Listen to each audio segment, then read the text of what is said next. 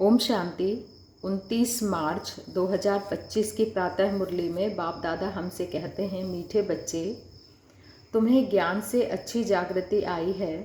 तुम अपने 84 जन्मों को निराकार और साकार बाप को जानते हो। तुम्हारा भटकना बंद हुआ है। मीठे बच्चे, तुम्हें ज्ञान से अच्छी जागृति आई है। तुम अपने 84 जन्मों को निराकार और साकार बाप को जानते हो। बाबा कहते हैं, तुम्हारा भटकना बंद हुआ है। प्रश्न है, ईश्वर की गत मत न्यारी क्यों गाई हुई है? ईश्वर की गत मत न्यारी क्यों गाई हुई है? उत्तर में बाबा कहते हैं, क्योंकि वह ऐसी मत देते हैं जिससे तुम ब्राह्मण सबसे न्यारे बन जाते हो। तुम सबकी एक मत हो जाती है। दूसरा है, ईश्वर ही है जो सबको सद्गति देते हैं, पुजारी से पूज्य बनाते हैं, इसलिए उनकी गतमत न्यारी है जिसे तुम बच्चों के सिवाय कोई समझ नहीं सकता। ओम शांति। तुम बच्चे जानते हो, बच्चों की अगर तबीयत ठीक नहीं होगी तो बाप कहेंगे, भल यहाँ सो जाओ।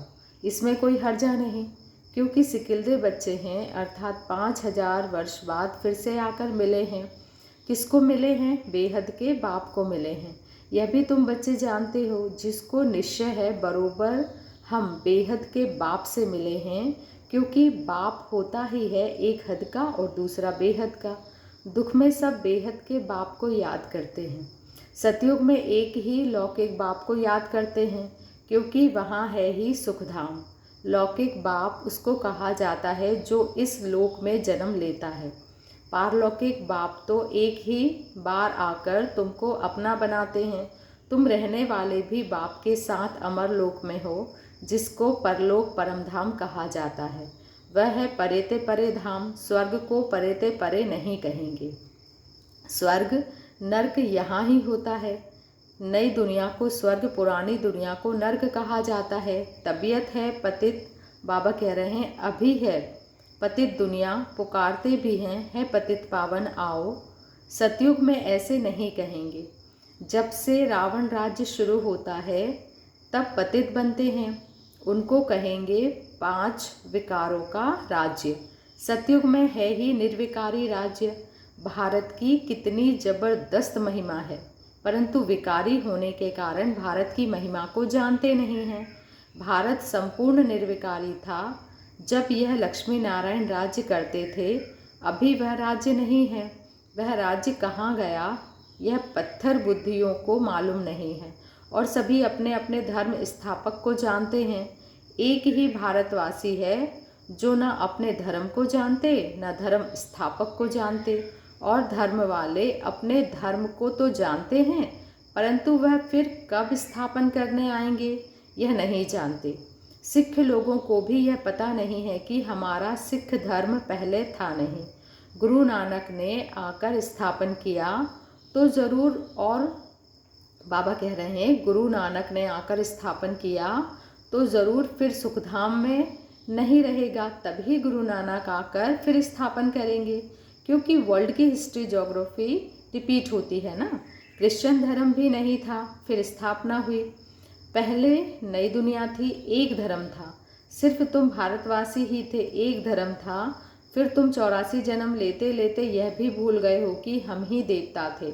फिर हम ही 84 जन्म लेते हैं। तब बाप कहते हैं, तुम अपने जन्मों को नहीं जानते हो, मैं बतलाता हूँ। आधा कल्प राम राज्य था, फिर रावण राज्य हुआ है। पहले है सूर्यवंशी घराना, फिर चंद्रवंशी घराना, राम राज्य। सूर्यवंशी लक्ष्मी नारायण के घराने का राज्य था। जो सूर्यवंशी लक्ष्मी नारायण के घराने के थे, सो 84 जन्म ले अभी रावण के घराने के बने हैं। आगे पुण्य आत्माओं के घराने के थे, अभी पाप आत्माओं के घराने के बने हैं। 84 जन्म लिए हैं, वे तो 84 लाख कह देते हैं। अब 84 लाख का कौन बैठ विचार करेंगे बताओ ज़रा। इसलिए कोई का विचार चलता ही नहीं। अभी तुमको बाबा ने समझाया है, अभी तुमको बाबा ने समझाया है, तुम बाप के आगे बैठे हो। निराकार बाप और साकार बाप दोनों है भारत में नामी ग्रामी। बाबा कह रहे हैं निराकार बाप और साकार बाप दोनों ही भारत में नामी ग्रामी हैं, गाते भी हैं, परंतु बाप को जानते नहीं हैं। अज्ञान नींद में सोए पड़े हैं। ज्ञान से जागृति होती है। रोशनी में मनुष्य कभी धक्का नहीं खाते, अंधियारे में धक्का खाते रहते हैं। भारतवासी पूज्य थे, अब पुजारी हैं। लक्ष्मी नारायण पूज्य थे ना, यह किसी को, बाबा कहते हैं, यह किसी की पूजा करेंगे? अपना चित्र बनाए, अपनी पूजा तो नहीं करेंगे। यह हो नहीं सकता कि खुद ही खुद की पूजा करें। तुम बच्चे जानते हो हम ही पूज्य, सो फिर हम ही कैसे पुजारी बनते हैं? यह बातें और कोई समझ नहीं सकते, बाप ही समझाते, इसलिए कहते भी हैं ईश्वर की गत मत न्यारी है। अभी तुम बच्चे जानते हो बाबा ने हमारी सारी दुनिया से गत मत न्यारी कर दी है। सारी दुनिया में अनेक मत मतांतर है, यहाँ तुम बच्चों की है एक मत, ईश्वर की मत और गत। गत अर्थात सदगति। सदगति दाता एक ही बाप है, गाते भी हैं सर्व का सदगति दाता राम। परंतु समझते नहीं हैं कि राम किसको कहा जाता है। कहेंगे जिधर देखो राम ही राम रहता है। इसको कहा जाता है अज्ञान अंधियारा। अंधियारे में है दुख, सोजरे में है सुख। अंधियारे में ही पुकारते हैं ना, बंदगी करना माना बाप को बुलाना। भीख मांगते हैं ना, देवताओं के मंदिर में जाकर भीख मांगना हुआ ना। सतयुग में भीख मांगने की दरकार नहीं होती। भिखारी को इंसॉल्वेंट कहा जाता है। सतयुग में तुम कितने सॉल्वेंट थे? बाबा कहते हैं उसको कहा जाता है सॉल्वेंट। भारत अभी इंसॉल्वेंट है, यह भी कोई समझते नहीं है। कल्प की आयु उल्टी सुल्टी लिख देने से मनुष्यों का माथा ही फिर गया है। बाप बहुत प्यार से बैठ समझाते हैं। कल पहले भी बच्चों को समझाया था, मुझ पतित पावन बाप को याद करो तो तुम पावन बन जाएंगे। पतित कैसे बने हो? विकारों की खाद पड़ी है, सब मनुष्य जंग खाए हुए हैं। अब वह जंग कैसे निकले मुझे याद करो। देह अभिमान छोड़ देही अभिमानी बनो, अपने को आत्मा समझो। पहले तुम हो आत्मा, फिर शरीर लेते हो। आत्मा तो अमर है, शरीर मृत्यु को पाता है। सतयुग को कहा जाता है अमर लोक, कलयुग को कहा जाता है मृत्यु लोक। दुनिया में यह कोई भी नहीं जानते कि अमर लोक था, फिर मृत्यु लोक कैसे बना। अमर लोक अर्थात अकाले मृत्यु नहीं होती, वहाँ आयु भी बड़ी रहती है। वह है ही पतित दुनिया। तुम राज ऋषि हो, ऋषि पवित्र को कहा जाता है। तुमको पवित्र किसने बनाया? उनको बनाते हैं शंकराचार्य, तुमको बना रहे हैं शिवाचार्य। बाबा कहते हैं तुमको पवित्र किसने बनाया? दुनिया में बनाते हैं शंकराचार्य और तुमको बना रहे हैं शिवाचार्य। यह कोई पढ़ा हुआ नहीं है, इन द्वारा तुमको शिव बाबा आकर पढ़ाते हैं। शंकराचार्य ने तो गर्भ से जन्म लिया, कोई ऊपर से अवतरित नहीं हुआ।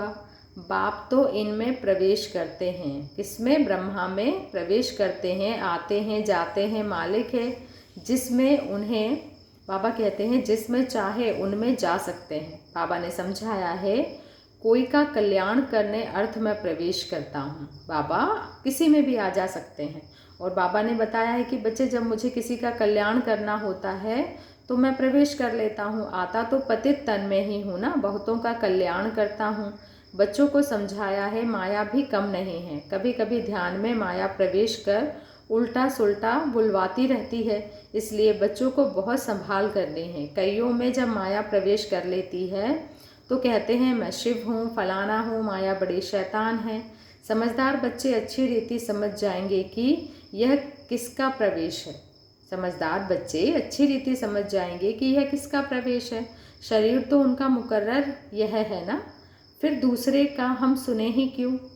अगर सुनते हो तो बाबा से पूछो यह बात राइट है नहीं है। बाबा से पूछो कि यह बात राइट है व नहीं, बाप झट समझा देंगे। कई ब्राह्मणियाँ भी इन बातों को समझ नहीं सकती हैं कि क्या है। कई ब्राह्मणियाँ भी इन बातों को समझ नहीं सकती हैं कि यह क्या है। कोई में तो ऐसी प्रवेशता होती है जो चमाट भी मार देते हैं, गालियाँ भी देने लग पड़ते हैं। अब बाप थोड़ी ही गाली देंगे। इन बातों को भी कई बच्चे समझ नहीं सकते। फर्स्ट क्लास बच्चे भी कहाँ कहाँ भूल जाते हैं। सब बातें पूछनी पड़ती है। बाबा कहते हैं सब बातें पूछनी चाहिए, क्योंकि बहुतों में माया प्रवेश कर लेती है। फिर ध्यान में जाकर क्या क्या बोलते रहते हैं। इसमें भी बड़ी, बाबा कहते हैं इसमें भी बड़ा संभालना चाहिए। बाप को पूरा समाचार देना चाहिए। फलाने में मम्मा आती है, फलाने में बाबा आते हैं। इन सब बातों को छोड़ बाप का एक ही फरमान है कि बच्चे मामेकम याद करो, बाप को और सृष्टि चक्र को याद करो। क्या करना है? बाप को और सृष्टि चक्र को याद करो। रचयिता और रचना का सिमरन करने वाले की शक्ल सदैव हर्षित रहती है। कितनी अच्छी बात कहते हैं बाबा कि रचयिता यानी शिव बाबा और रचना हम सब का सिमरन करने वाले की शक्ल सदैव हर्षित रहती है। बहुत है जिनका सिमरन होता नहीं है। कर्म बंधन बड़ा भारी है, विवेक कहता है। जबकि बेहद का बाप मिला है, कहते हैं मुझे याद करो, तो फिर क्यों ना हम याद करें। कुछ भी होता है तो बाप से पूछो, बाप समझाएंगे। कर्म भोग तो अभी रहा हुआ है ना, कर्मातीत अवस्था हो जाएगी तो फिर तुम सदैव हर्षित रहेंगे। तब तक कुछ ना कुछ होता है। यह भी जानते हो मिरुआ मौत मलो का शिकार, विनाश होना है।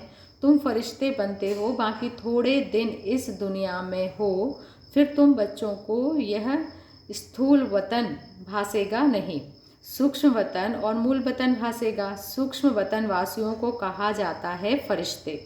वह बहुत थोड़ा समय बनते हो, जबकि तुम कर्मातीत अवस्था को पाते हो। सूक्ष्म वतन में हड्डी मांस होता नहीं, हड्डी मांस नहीं तो बाकी क्या रहा, सिर्फ सूक्ष्म शरीर होता है।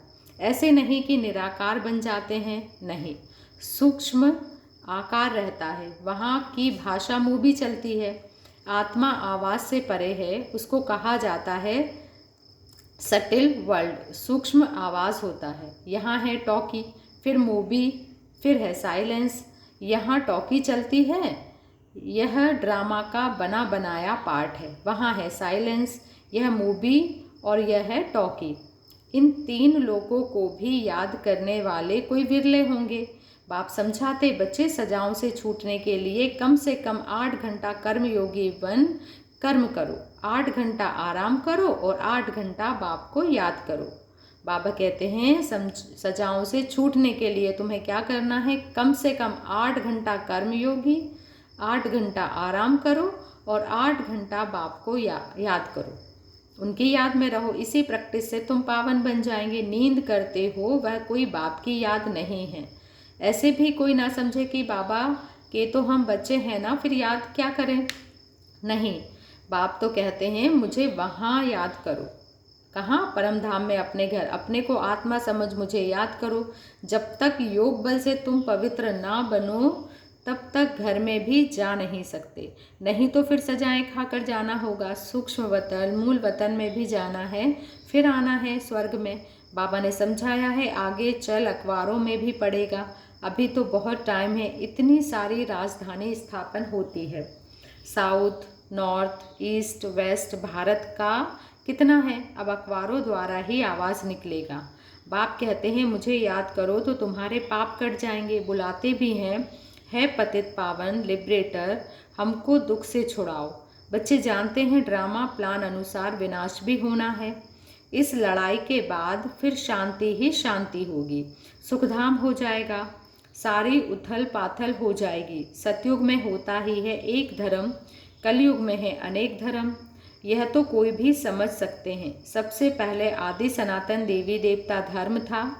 जब सूर्यवंशी थे तो चंद्रवंशी नहीं थे, फिर चंद्रवंशी होते हैं।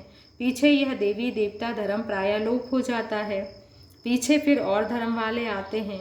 वह भी जब तक उन्हों की संस्था वृद्धि को पाए तब तक मालूम थोड़ी ही पड़ता है। अभी तुम बच्चे सृष्टि के आदि मध्य अंत को जानते हो। तुमसे पूछेंगे सीढ़ी में सिर्फ भारतवासियों को क्यों दिखाया है? बोलो यह खेल है भारत पर। आधा कल्प है उन्हों का पाठ, बाकी द्वापर कलयुग में अन्य सब धर्म आते हैं। गोले में यह सारी नॉलेज है। गोला तो बड़ा फर्स्ट क्लास है। सतयुग त्रेता में है शिष्टाचारी दुनिया, द्वापर कलयुग में है भ्रष्टाचारी दुनिया। अभी तुम संगम पर हो। यह ज्ञान की बातें हैं। यह 4 युगों का चक्र कैसे फिरता है यह किसी को पता नहीं है। सतयुग में लक्ष्मी नारायण का राज्य होता है। इन्हों को भी यह थोड़ी ही पता रहता है कि सतयुग के बाद फिर त्रेता होना है, त्रेता के बाद फिर द्वापर कलयुग आना है। यहाँ भी मनुष्यों को बिल्कुल पता नहीं है। भल कहते हैं, परंतु कैसे चक्र फिरता है यह कोई नहीं जानते। इसलिए बाबा ने समझाया है, सारा गीता पर जोर रखो। सच्ची गीता सुनने से स्वर्गवासी बनते हैं। यहाँ शिव बाबा खुद सुनाते हैं, वहाँ मनुष्य पढ़ते हैं। गीता भी सबसे पहले तुम पढ़ते हो। भक्ति में भी पहले पहले तो तुम जाते हो ना। शिव के पुजारी पहले तुम बनते हो। तुमको पहले पहले पूजा करनी होती है। अव्यभिचारी एक शिव बाबा की। सोमनाथ मंदिर और किसकी ताकत थोड़ी ही है बनाने की। बोर्ड पर कितने प्रकार की बातें लिख सकते हैं। यह भी लिख सकते हैं, भारतवासी सच्ची गीता सुनने से सचखंड के मालिक बनते हैं। भारतवासी सच्ची गीता सुनने से सचखंड के मालिक बनते हैं। अभी तुम बच्चे जानते हो, हम सच्ची गीता सुनकर स्वर्गवासी बन रहे हैं। जिस समय तुम समझाते हो तो कहते हैं, हाँ बरोबर ठीक है, बाहर गए खलास, वहाँ की वहाँ रही। अच्छा, मीठे मीठे सिकिल दे बच्चों प्रति माता पिता बाप दादा का याद प्यार और गुड मॉर्निंग। रूहानी बाप की रूहानी बच्चों को नमस्ते, और हम रूहानी बच्चों की रूहानी माता पिता बाप दादा को याद प्यार गुड मॉर्निंग और नमस्ते। धारणा के लिए मुख्य सार में बाबा कहते हैं, रचयिता और रचना का ज्ञान सिमरन कर सदा हर्षित रहना है। रचयिता और रचना का ज्ञान सिमरन कर सदा हर्षित रहना है। याद की यात्रा से अपने पुराने सब कर्म बंधन काट कर्मातीत अवस्था बनानी है। दूसरा पॉइंट है, ध्यान दीदार में माया की बहुत प्रवेशता होती है, इसलिए संभाल करनी है। बाप को समाचार दे राय लेनी है, कोई भी भूल नहीं करनी है। वरदान है, अपनी शुभ भावना द्वारा निर्बल आत्माओं में बल भरने वाले सदा शक्ति स्वरूप भव। अपनी शुभ भावना द्वारा निर्बल आत्माओं में बल भरने वाले सदा शक्ति स्वरूप भव। सेवाधारी बच्चों की विशेष सेवा है स्वयं शक्ति स्वरूप रहना और सर्व को शक्ति स्वरूप बनाना, अर्थात निर्बल आत्माओं में बल भरना। इसके लिए सदा शुभ भावना और श्रेष्ठ कामना स्वरूप बनो। शुभ भावना का अर्थ यह नहीं है कि किसी में भावना रखते रखते उसके भगवान हो जाओ। बाबा कहते हैं, शुभ भावना का अर्थ यह नहीं है कि किसी में भावना रखते रखते उसके भगवान हो जाओ। यह गलती नहीं करना। शुभ भावना भी बेहद की हो, एक के प्रति विशेष भावना भी नुकसानकारक है, इसलिए बेहद में स्थित हो निर्बल आत्माओं को अपनी प्राप्त हुई शक्तियों के आधार से शक्ति स्वरूप बनाओ। स्लोगन है, अलंकार ब्राह्मण जीवन का श्रृंगार है, इसलिए अलंकारी बनो, देह अहंकारी नहीं। बाबा कहते हैं, अलंकार ब्राह्मण जीवन का श्रृंगार है, इसलिए अलंकारी बनो, देह अहंकारी नहीं। अब व्यक्त इशारे हैं, सत्यता और सभ्यता रूपी कल्चर को अपनाओ। सत्यता और सभ्यता रूपी कल्चर को अपनाओ। कई बच्चे कहते हैं, वैसे क्रोध नहीं आता, लेकिन कोई झूठ बोलता है तो क्रोध आ जाता है। उसने झूठ बोला, आपने क्रोध से बोला, तो दोनों में राइट कौन? कई चतुराई से कहते हैं कि हम क्रोध करते नहीं हैं। बाबा कहते हैं, कई बच्चे कहते हैं हम क्रोध नहीं करते हैं, हमारा आवाज़ ही बड़ा है, आवाज़ ही ऐसा तेज़ है। लेकिन जब साइंस के साधनों से आवाज़ को कम और ज़्यादा कर सकते हैं, तो क्या साइलेंस की पावर से अपने आवाज़ की गति को धीमी या तेज नहीं कर सकते हो? अच्छा, ओम शांति। शुक्रिया बाबा, शुक्रिया।